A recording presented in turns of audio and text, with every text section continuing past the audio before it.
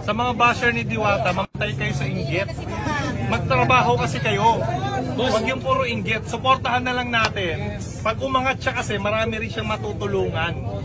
Kaya tigil nyo na yan. Ako makakalaban ninyo. Mag-a-apply na ako dito eh. Mag-a-apply na ako ng voucher. Pinablog natin para makita ng suporta. Kasi the more na mag-vlog tayo dito, the more na mas magiging aware yung mga tao, the more na mas pupunta sila dito. Okay? So walang problema doon kahit araw-araw mong i-vlog si Diwata. Alam mo kasi, kahit anong gawin mo sa buhay mo, meron at merong masasabi yung mga tao sa'yo. Gumawa ka ng mabuti, di ba? May masasabi. Diba? Eh di gawin mo na lang kung anong gusto mo.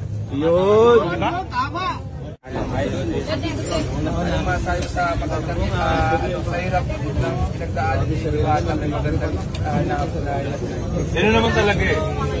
Kung mahirap yung pinagdaanan mo, most likely, magtatagumpay ka. Basta huwag ka lang susuko. Ang mahirap kasi sa atin, lahat tayo, mahirap yung pinagdadaanan, palagi tayong sumusuko.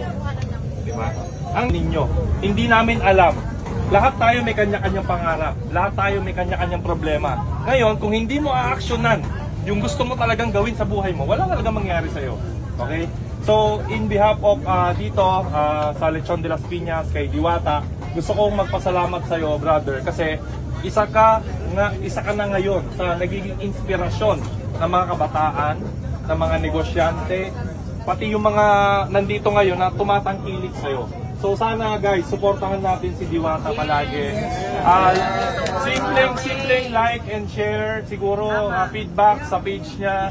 Tapos i-encourage nyo yung mga tao na sumuporta dito. Malaking bagay niyan sa kanya yun. Kasi marami siya mabibigyan ng trabaho kapag lumaki pa ito ng lumaki.